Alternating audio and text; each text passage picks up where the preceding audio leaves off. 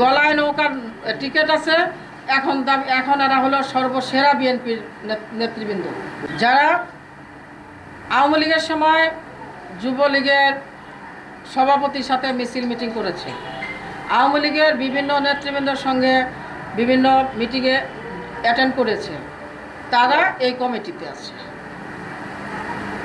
ওরা এই কমিটিতে আছে। পলাশপুরেও সেই সেম ঘটনা, এই যে কাজল ভাইদের মাওনা ইউনিয়নেও এরকমই ঘটনা, গলায় নৌকার টিকিট আছে, এখন এরা হলো সর্বসেরা বিএনপির নেতৃবৃন্দ, ওরা হলো ত্যাগী। আর আমরা যারা এই এত বছর নির্যাতিত নিপীড়িত হয়েছি, আমরা বিএনপি করি নাই। এখন ওই যে একটা কথা আছে না, যে অযোগ্য পাত্রে যদি কন্যাদান করে তাহলে সেই পিতামাতার অনেক কষ্ট ভোগ করতে হয়। আজকে বিএনপির কতিপয় নেতা যদি উনি পলিটিক্স করে এখানে এসে থাকে, তাইলে এই নির্যাতিত ত্যাগী নেতারা আজকে কমিটির বাইরে থাকে না, থাকার কথা না। মানুষকে সম্মান না করুক, কিন্তু অবমূল্যায়ন করার সাহস পায় কোথা থেকে? আমরা দল করি, আমরা জিয়া সৈনিক, আমরা একদিনের জন্য দল করি না। আজকে আমরা 20 টাকার ইয়েতে কিন্তু আমরা সবাই কিন্তু আজকে আমরা বিএনপির লোক। আমরা পদের জন্য কিন্তু দল করে আসি নাই, আমরা রাজনীতিটা করি শুধুমাত্র সম্মানের জন্য। আমরা দল থেকে কোনো সুবিধা আজও পর্যন্ত নেই নাই। আমরা দল করে দেখে, আপনারা জানেন শ্রীপুর উপজেলাবাসী, আমি দল করে দেখে বা আমার হাজব্যান্ড দল করতো দেখে আজকে আমি বিএনপির মনোনীত মহিলা ভাইস চেয়ারম্যান হয়েছি। যখন আমি উপজেলা নির্বাচনটা করি তখন কিন্তু ভোটের মাধ্যমে মনোনয়ন নিতে হয়েছে, তারপর কিন্তু আমি নির্বাচন করেছি দলটা করে দেখে, দল আমাকে সম্মান দিয়েছে।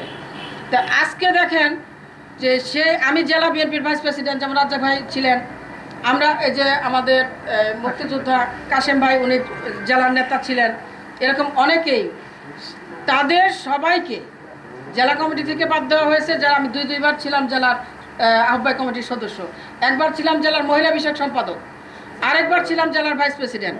সেখানে আমাকে বলতে না, আমাদেরকে কোন কারণে, কেন, কিসের জন্য আমাদেরকে মূল্যায়ন করা হয় নাই, এটাই আপনাদের কাছে আমাদের প্রশ্ন।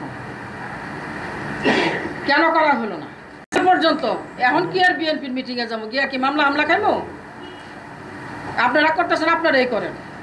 আপনারা জানেন আমার সাহেব 27টা মামলার আসামি হয়ে মারা গেছে এই দল করতে যে।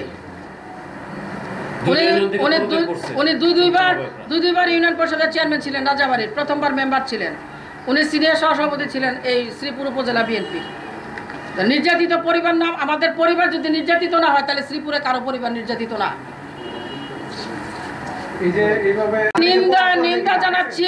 নিন্দা জানাচ্ছি এবং যাদের মাধ্যমে এই কার্যক্রমগুলো হচ্ছে সেই কমিটির বিলুপ্ত কামনা করছি, সেই কমিটির বিলুপ্ত চাই। আজকে দেখেন, আপনারা দেখেন চাকসু নির্বাচনের অবস্থা কি হয়েছে। আমাদের শ্রীপুরের অবস্থা কিন্তু তার চেয়ে ভালো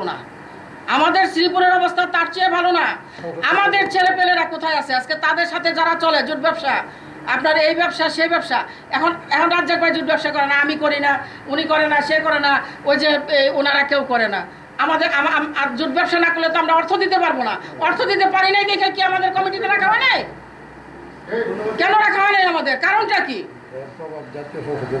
সংসদ নির্বাচনের কথা তো পরে, সংসদ নির্বাচনের আগে যেই ঘটনাগুলো আজকে ছাত্র দলের হয়েছে, সেই অবস্থার রেস্টটা কি শ্রীপুর পড়বে না? শ্রীপুর বিএনপিতে পড়বে না?